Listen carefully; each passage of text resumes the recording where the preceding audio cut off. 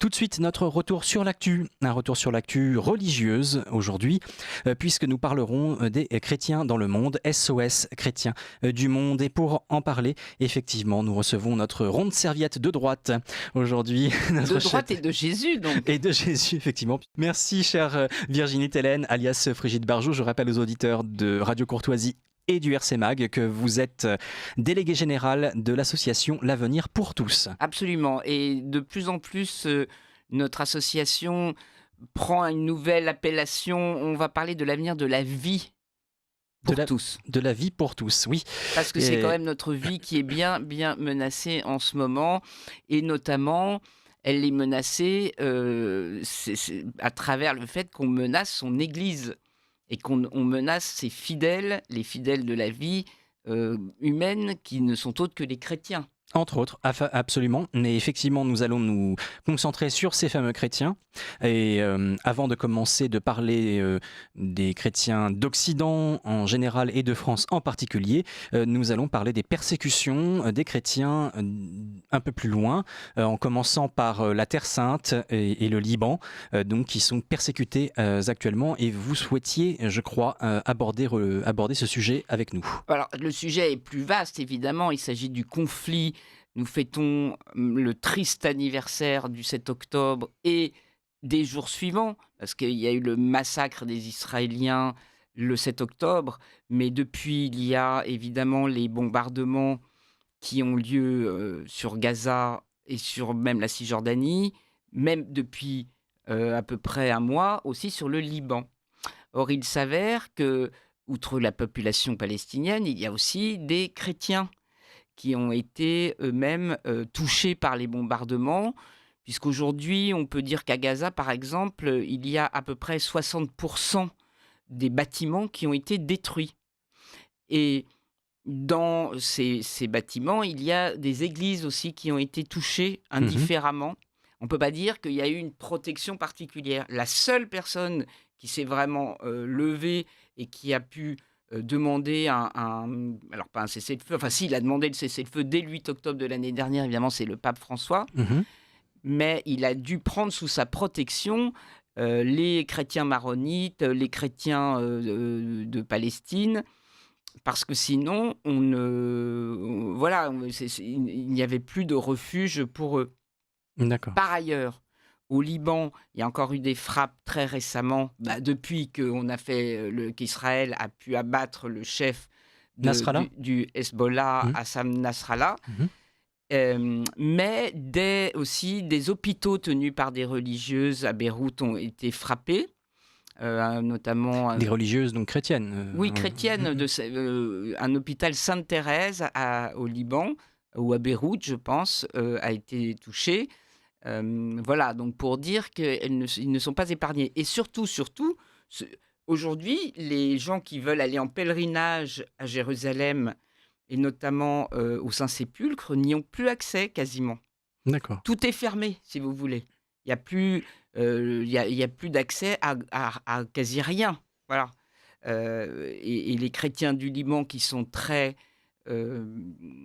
fervents, eux aussi, aujourd'hui, sont menacés. J'ai vu que l'association SOS Chrétiens d'Orient avait donné une messe récemment à Beyrouth, à Notre-Dame du Liban. Oui, SOS Chrétiens d'Orient, de Blanchard et Jiquel, que les auditeurs de Radio Courtoisie connaissent très bien. Je les invite à aller sur leur site, leur compte Twitter X, pour les aider, les soutenir, parce qu'ils sont au cœur même de Beyrouth pour s'occuper de ces populations qui aujourd'hui sont déplacées. Et malheureusement, malgré l'appel d'Emmanuel Macron récemment, à mon avis d'ailleurs à un moment qui n'était pas très judicieux de le faire juste avant le 7 octobre et de dire qu'il n'y aurait plus, il fallait un embargo sur les armes pour Israël, enfin, et puis surtout... Avant de revenir dessus, puis finalement recommencer. Non, il n'est pas revenu dessus. Allez sur le compte Twitter, vous allez voir, il n'est pas revenu dessus. Bon, peut-être qu'il a fait une déclaration à communiquer, mais bref. Moi, j'invite les gens à regarder vraiment l'actualité sur Twitter parce qu'elle est très pluraliste et et puis en revanche, les officiels, les politiques mettent, ça fait foi, vous voyez, ce qu'ils mettent sur Twitter. Donc bon, c'est pour ça que je peux me permettre de dire ça. Et donc que oui, il y a eu un appel à un embargo, un peu tôt à mon avis. Ça aurait été mieux de le dire après avoir rendu hommage aux 1 250 victimes, Du 7 de octobre. l'attaque du 7 Mm. octobre, de l'attaque épouvantable, meurtrière et surtout d'une cruauté inouïe. Voilà. Mais encore une fois, La il y a réponse est 350 il y a 366 jours depuis qui bombardent des populations dans lesquelles il y a des chrétiens et c'est pas que pour eux que je parle aujourd'hui, mais il ne faut pas les oublier non plus, dans les commémorations. C'est-à-dire que charité bien ordonnée commence par soi-même, donc évidemment nous serons plus enclins d'essayer de protéger nos frères chrétiens si les auditeurs de Radio Courtoisie sont chrétiens eux-mêmes, mais pour les autres, leur mort est tout aussi dramatique, celle des fameuses victimes du 7 octobre, de même que celle des civils qui ont été massacrés dans les conflits qui ont opposé dernièrement, effectivement, Tsahal, Oui, mais l'armée sauf que ça officielle n'arrête la d'Israël, différence, c'est que ça n'arrête et le pas Hamas. sur Gaza et sur le Liban aujourd'hui, les bombardements n'arrêtent pas. Ce que je veux dire, c'est heureusement en Israël, le dôme de fer marche et les personnes israéliennes sont mieux protégées. On ne peut pas dire le contraire. Les autres continuent à vivre dans des décombres, à ne pas avoir de lieu de refuge ou alors dans des tentes. Et je rappelle aussi que l'aide humanitaire et notamment alimentaire n'arrive pas, les médicaments n'arrivent pas en territoire de Gaza. Voilà, tandis qu'en Israël, il y en a. Comme les médicaments n'arrivaient pas en territoire irakien pendant le fameux embargo qui a suivi Absolument. la deuxième guerre d'Irak, Oui. la première guerre d'Irak plutôt, Voilà. qui On voit a bien que entraîné 1 million de morts chez les enfants quand même. Bien sûr. Et la déstabilisation des équilibres qui existaient entre les différentes communautés, manifestement, il y a une volonté de destruction de tout cela. Pour mettre quoi à la place, on ne comprend toujours pas. En tout cas, la chose qui est la plus importante que nous puissions faire, nous, c'est de rétablir quand même une justice par rapport à tout ça. Et deuxièmement, évidemment, de prier pour que la paix arrive enfin sur la Terre Sainte et que nous puissions retrouver des lieux où tout le monde puisse prier selon sa religion, sans écrabouiller les autres. Absolument. Alors après, bon, effectivement, il y a le problème de la Terre Sainte, il y a le problème donc, du Liban, donc nous allons appeler ça le Proche-Orient, hein. mais il y a quand même quelque chose de positif. Il y a Monseigneur Vesco, évêque d'Alger, qui sera prochainement nommé parmi les nouveaux 21 cardinaux. Absolument. Et qui lui a écrit un texte en sus d'avoir préfacé votre ouvrage que les auditeurs de Radio Courtoisie certainement devraient se procurer. Je nomme L'humain plus fort que le marché aux éditions Salvator. Donc il s'agit d'un recueil de témoignages, chers auditeurs. Suite aux manifestations que nous avions montées avec Ludovine de la Rochère, Albéric Dumont et les gens de Feu la Manif pour tous, pour nous opposer à la disparition du principe du vivant humain, qui est la filiation biologique des enfants entre l'homme et la femme, le père et la mère biologique, c'est pas qu'ils ont totalement disparu, mais c'est que le principe n'est plus que ce soit eux d'emblée les parents. Et deuxièmement, que ça puisse ouvrir ça a ouvert évidemment avec la loi après de PMA pour toutes, une fécondation hors corps, hors semence personnelle, pour toute femme fertile comme infertile. Très bien. Alors, revenons-en quand même à Monseigneur Vesco. Alors, pourquoi Monseigneur Vesco est intervenu à ce moment-là ? Donc, Monseigneur Vesco, qui sera créé cardinal le 8 décembre 2024. Eh bien, parce que simplement, c'était un de mes amis de faculté de droit à Lyon, qu'il a été d'abord juriste, et ensuite, il a eu une conversion, et il est devenu prêtre, d'abord dominicain, et prêtre en 2001. Puis ensuite, il est parti en Algérie, dans le monastère de Tlemcen, et il est devenu évêque d'Oran en 2012, au moment où nous commencions les manifs. Puis il était revenu un peu en France entre 2012 et 2000, enfin voilà, dans ces années-là, dans ces mois-là, à cette époque-là.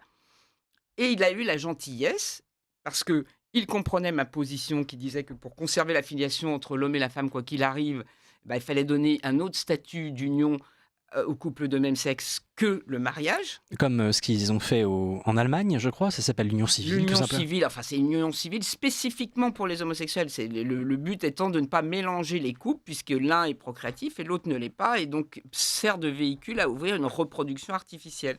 Et il avait eu une très gentille préface à l'époque. Je vais aller vite, mais en gros, voilà ce qu'il disait. Virginie est engagée sur le terrain de la politique française, et ce terrain n'est pas mon terrain, dans un combat qui n'est pas mon combat. On était en plein pendant les synodes de la famille.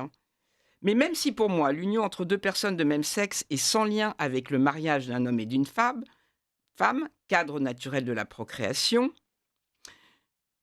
je trouve néanmoins courageuse sa position qui consiste à s'opposer à toute instrumentalisation de l'enfant, tout en réfléchissant à une alternative à la loi qu'elle combat par la proposition d'une union civile, différente du mariage, et exclusivement pour les personnes homosexuelles. Il l'avait quand même écrit et signé de son nom.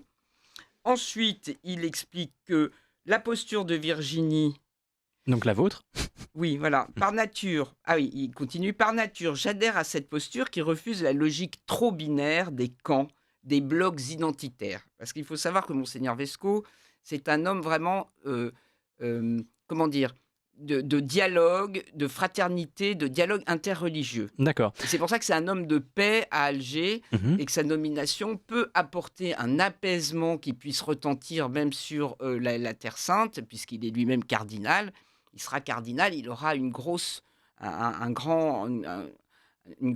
aura, et c'est ce que nous espérons pour que la paix puisse progresser. En effet. Et d'ailleurs, dernièrement, il a produit quelques lignes assez, évangéliques, quelques lignes que vous pouvez nous partager. Oui, je termine juste je vous en prie. Oui, pardon, je termine juste sur ce qu'il disait en 2015. Donc, elle refuse la logique trop binaire des blocs identitaires. J'en sais un peu le coup et Virginie en paye le prix fort car elle fait courir le risque d'être incomprise et maltraitée par les uns et par les autres. Mais existe-t-il une vérité qui ne soit pas à ce prix? Et la recherche de la vérité n'a pas de prix.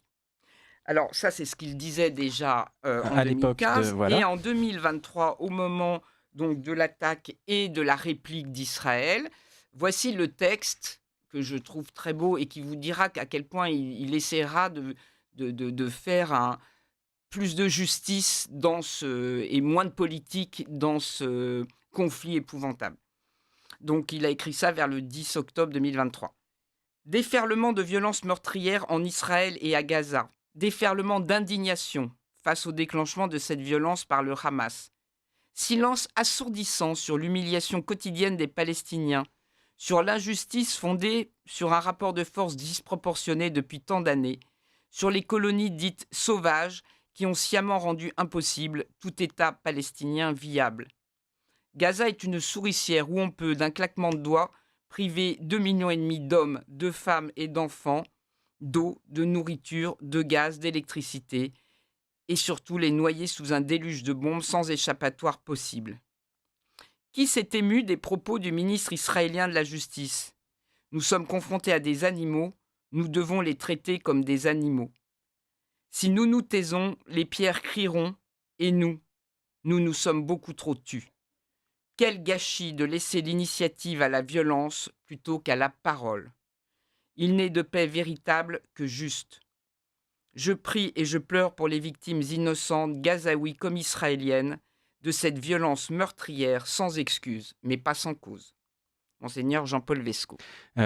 Qui sera créé donc le 8 décembre parmi les 21 nouveaux cardinaux. Et quand il parle d'animaux, bien entendu, il cite les propos du ministre israélien et non pas, ce ne sont pas ses propres propos à lui. Non, voilà. Non, oui, bien sûr, j'ai peut-être mal mis le ton, mais c'était le ministre israélien. Alors, est-ce que le ministre israélien, je crois qu'il s'en est expliqué après, parlait en fait des gens du Hamas?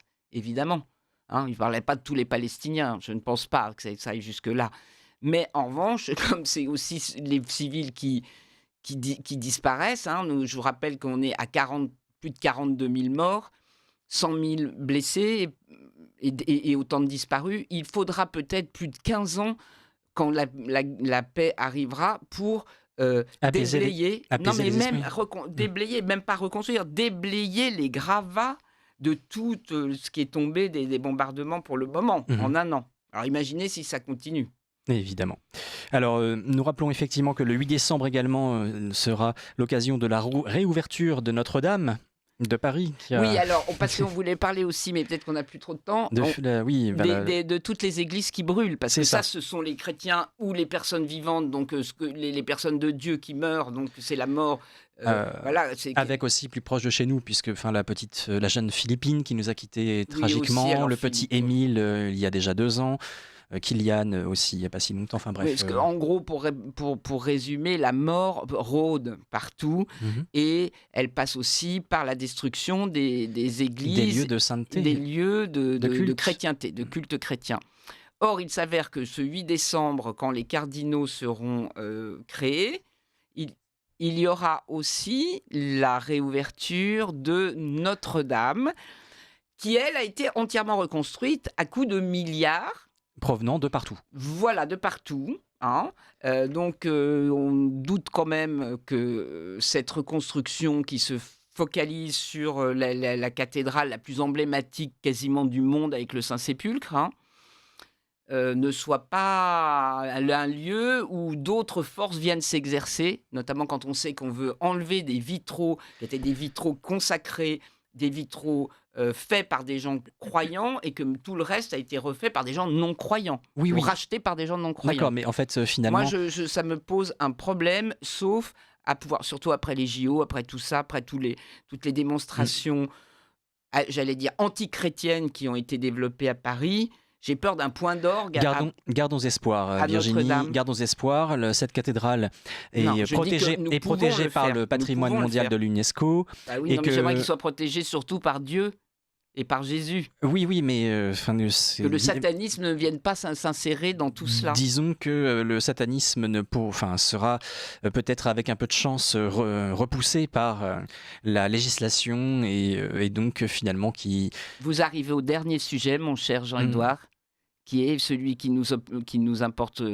nous, à l'avenir pour tous, c'est effectivement la loi de mort. Vous comprenez que j'insère tout ça dans un projet global de mort à la place de la vie. C'est en cela que je parle de satanisme. Bien sûr. C'est évidemment la loi, on dit de fin de vie, mais qui est en fait de principe de suicide pour chacun, pour tous. Ce qui est déjà un péché épouvantable. Mais épouvantable. On tenait les sociétés en interdisant aux gens de se suicider, de se donner la mort, de trucider l'autre. Sachez qu'aujourd'hui, on tue des Philippines, des Émiles. Ils ont droit à la mort. On met la mort dans la Constitution avec l'IVG constitutionnalisé. On va donner la mort aux personnes âgées, handicapées, etc. ou malades. Mais en revanche, ceux qui tuent des gens qui sont innocents et qui meurent, est-ce qu'on leur donne la mort? Non. Alors au moins, rouvrons un bagne ou rouvrons des prisons à vie. Ou plutôt l'inverse, en fait. Empêchons les autres facteurs de mort et tout en effectivement conservant cette heureuse, selon certains, dont je suis, abolition de la peine de mort.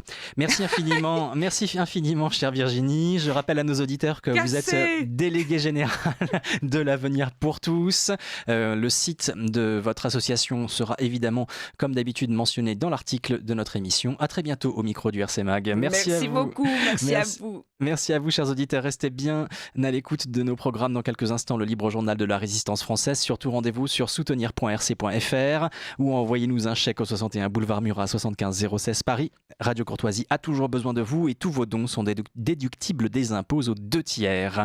À mercredi prochain pour un nouveau RC Mag.